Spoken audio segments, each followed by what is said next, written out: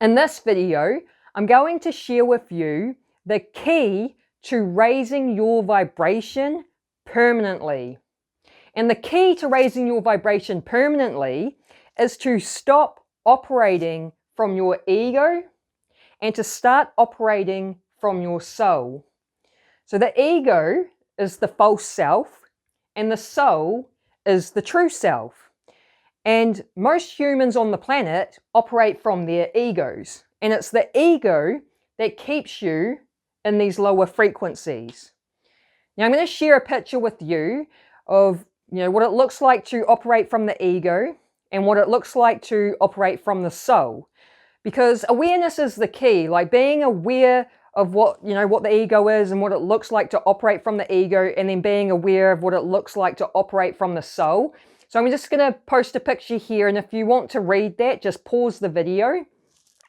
So it's good to have this awareness, because once upon a time, I had no idea that we had an ego and a soul, and I had no idea what the difference was like when you're operating from them.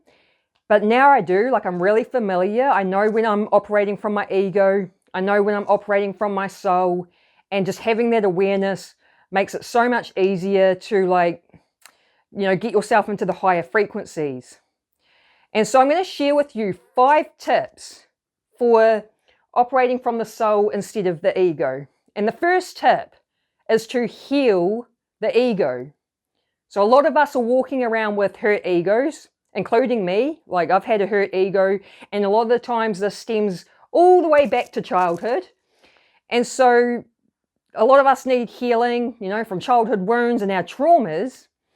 And so that requires us to heal our ego, and we do this by doing shadow work. So shadow work is how you find your wounds so that you can heal them.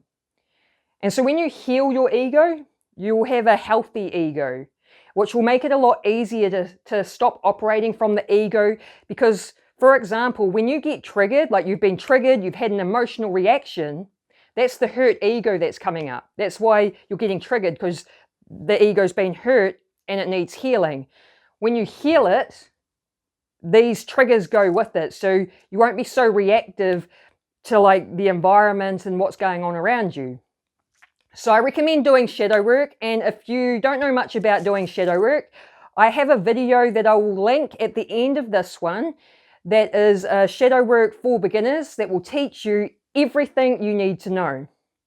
Now, the second tip I have for you is to keep yourself out of survival mode. Most people spend 70% of their time operating in survival mode. And we should not be spending our dominant amount of time in survival mode, because this is when disease and illness starts showing up in the body. And when we're operating in survival mode, like if we're spending our dominant amount of time there, we're operating in survival emotions. So the ego's job is to keep you safe. The ego's job is survival, right? It's to keep you alive. So if you're spending most of your time operating in survival mode, that's going to keep you operating from the ego. And then that keeps you operating in these lower frequencies in the survival emotions. So it's really important to keep yourself out of survival mode. And the opposite of survival mode is creation.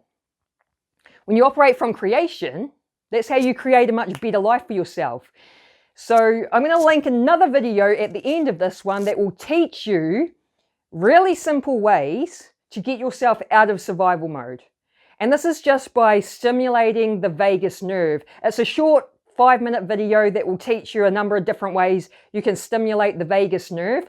And just one example of this is doing things like laughing. Something as simple as laughing, because the vagus nerve is connected to your throat muscles and your vocal cords. So when you're using the throat and the vocal cords, you stimulate the vagus nerve, and then that switches you out of survival mode. So I highly recommend watching that video at the end of this one so you can learn all the different ways that you can stimulate the vagus nerve.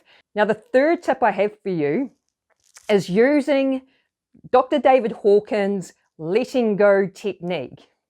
So Dr. David Hawkins was the one that calibrated this scale of consciousness, and he has a book on it called Power versus Force. And he also has another book called Letting Go. And I'm currently reading that book at the moment. But what it's about is using the letting go technique so that you can move your way up the scale of consciousness. And so what the book's about is basically we all have repressed and suppressed emotions in the body, and emotion stands for energy in motion. So we're storing these emotions, we're storing this energy in the body that isn't serving us, and it can get triggered to come up in a number of different ways and create problems in our life. So by using his letting go technique, it's a way to start clearing the energy out of the body. So basically what you do, whenever you find yourself feeling negative, you may feel guilty, you may feel shame, you may feel fear, you may be angry or frustrated, whatever emotion's there, what you do is you just allow it to be there. You don't resist it. And you just sit with it and observe it. Because you are not your emotions, you're the conscious being that can take the step back and observe the emotion. And so by just sitting with it, not resisting it, allowing it to be there, observing it, feeling it, the emotion will clear itself out. And then you will feel much lighter because you will be able to move your way up the scale of consciousness. And I highly recommend reading the book Letting Go because it goes more in depth about this stuff, but it's just basically about how to deal with your emotions so that you can stay in the higher frequencies, in the elevated emotions. The fourth tip I have for you is to get out of your head and connect to your heart. So your mind is the ego, your heart is the soul. And humans spend far too much time up here in their heads, and that's why they're operating in these lower frequencies. And so the way you get out of the head and connect to your heart is by using meditation. And I talk about this a lot in my videos. So as you meditate, your brainwaves drop, and as your brainwaves drop, you drop from the head and connect to the heart. And as this happens, the ego goes quiet. So you have no thoughts, you have no thinking. And you just become pure consciousness. You are your soul. And then from that state, you are able to tap into these elevated emotions, into the higher frequencies. So you just want to start feeling the positive emotions in the body. Happiness, joy, peace, gratitude, love. Feeling all that good stuff in the body. And then when you come out of the meditation and go about your day, the mind will stay quiet for the rest of the day. You won't have that negative inner critic talking to you, and you will still be tapped in to the higher elevated emotions.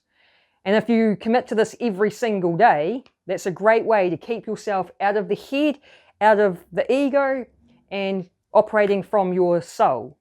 Now, the fifth tip I have for you is to recondition your body. Now, what I mean by that is your body memorizes emotions. Now, I learned this. A lot of what I'm talking about comes from Dr. Joe Dispenza. So this is another thing that Dr. Joe Dispenza teaches, and that is your body memorizes emotions. Your body is in control, not the mind. And we think the mind's in control, and it originally was, but the mind conditions the body, and then the body takes over. And so basically, the body's just running off an emotional program.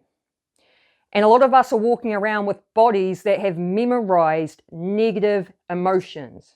It could be lack, unworthiness, anger, frustration, fear, anxiety, like the list goes on. So you could be walking around with a body that's memorized all these negative emotions, and so that's going to be your natural state. And this is why positive thinking doesn't work. Like when people tell you to just have positive thoughts, Dr. Joe Dispenza says those positive thoughts won't override the program that's in the body. So this is why we need to recondition our body. We need to unmemorize these negative emotions and memorize the positive ones. And so what he teaches you to do is just to pick one emotion to unmemorize. And he says once you've unmemorized that one emotion, a lot of the other negative emotions go with it. And so what I encourage you to do is just pay attention to yourself and try to figure out what sort of negative emotion that you feel the most or you're experiencing the most. Because I've applied this work and the emotion I picked was frustration. I was always someone that could get frustrated quite easily. So I picked the emotion frustration. And basically what he's teaching you to do is like when you like say if something happens and I go to feel frustrated and may have that frustrated like outburst, oh, for fuck's sakes, or, you know, instead of allowing you to react, you kind of like hold yourself back and not react to the frustration. And you've got to consistently do that. And eventually you will unmemorize that emotion. It takes some time, but it's worth it. And then what you do is you've got to rememorize positive emotions. How do we do that? It's like what I just said in the 4th tip. By going into that meditative state, dropping out of the head, connecting to the heart, and feeling the positive emotions in the body.